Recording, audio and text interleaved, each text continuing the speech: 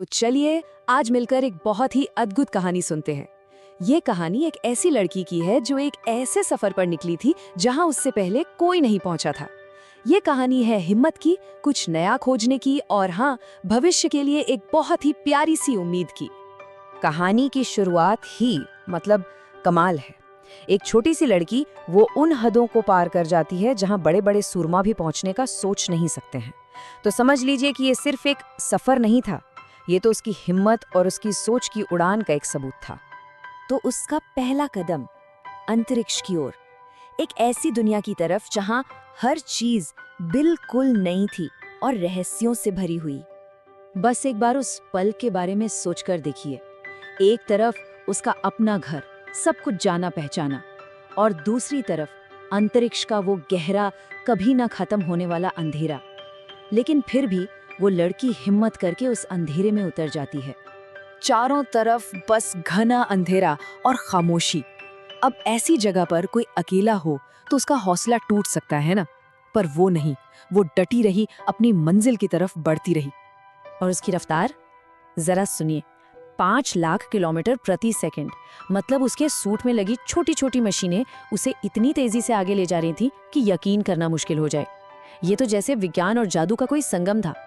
तो घंटों के इस लंबे और अकेले सफर के बाद आखिरकार वो उस अंधेरे से बाहर निकल आती है, और दूसरी तरफ उसे जो मिलता है वो था ब्रह्मांड का एक बिल्कुल नया, अनदेखा हिस्सा। तो चलिए अब कहानी के दूसरे हिस्से में चलते हैं, जहां वो एक नई दुनिया की खोज करती है, एक ऐसी जगह जो अजूबों और रहस्यों से भरी पड़ी थी। और वहां पहुंचते ही उसे एक बहुत ही खूबसूरत झील दिखाई देती है। उसे देखकर ऐसा लगा जैसे वो अपनी धरती पर अमरनाथ में आ गई हो। मतलब एक अनजान जगह पर भी कुछ अपना सा लग रहा था। उस नई दुनिया ने तो जैसे उसकी सारी इंद्रियों को जगा दिया। पानी एकदम क्रिस्टल जैसा साफ और ठंडा, हवा में बिल्कुल अपनी दुनिया के कश्मीर जैसी ठंडक, और चारों तरफ रंग बिरंगे खुशबूदार फूल खिले हुए थे जिनकी महक हवा में फैली थी। अब इतनी खूबसूरती देखने के बाद वो और भी जानना चाहती थी। उसने अपना स्पेस सूट उतारा और खाने के लिए कुछ ढूंढने लगी, और बस यहीं से उसकी मुलाकात एक और नए रहस्य से होती है। उसकी ये तलाश उसे उस दुनिया के अकेले बाशिंदों तक ले जाती है, एक साधु और एक बंदर, और ये मुलाकात कहानी को एक बिल्कुल नया मोड़ देती है। झील के पास ही एक पेड़ के नीचे उसे एक बूढ़े साधु मिलते हैं। उनके चेहरे पर एक अजीब सी शांति थी, और साथ में थे उनके पालतू बंदरों का एक जोड़ा। ये नज़ारा था तो बड़ा अजीब, पर सुकून देने वाला भी था। और तभी साधु एक बड़ा ही अजीब सा खेल शुरू कर देते हैं। वो बंदरिया के गले में फंदा डालते हैं, रस्सी को एक ऊंची डाल से बांधते हैं और उसे फांसी का नाटक करने को कहते हैं।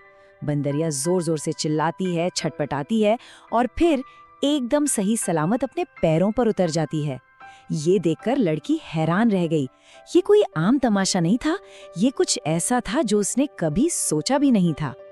खैर, इस अजीब से खेल के बाद भी वो लड़की बहुत खुश हुई, और ये मुलाकात एक तरह की दोस्ती में बदल गई। साधु ने उसे अपने झोले में से कुछ फल निकाल कर दिए।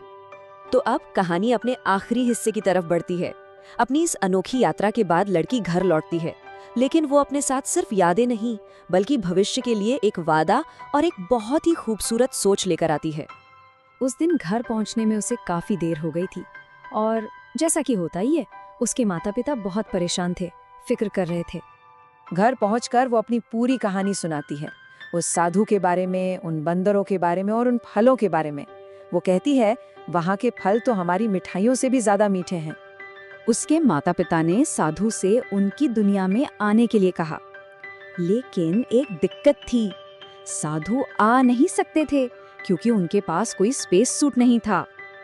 और इस पर उसके पिता का जवाब उम्मीद से भरा हुआ था। उन्होंने कहा, जब भारत के बच्चे बड़े होकर ऐसे सूट बनाने लगेंगे तब वो जरूर आएंगे। ये दिखाता है कि उन्हें आने वाली पीढ़ी पर कितना गहरा भरोसा था। तो ये कहानी आखिर हमसे कहना क्या चाहती है? ये सिर्फ एक बच्ची की कल्पना की उड़ान तो नहीं है, ये एक गहरा सवाल है जो हम सबके भविष्य से जुड़ा हुआ है।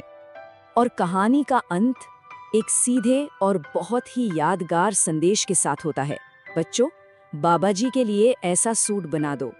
ये हमें याद दिलाता है कि आने वाला कल आज के बच्चों के हाथ में है और एक नई दुनिया बनाने की ताकत उनकी सोच और उनकी मेहनत में ही छिपी है।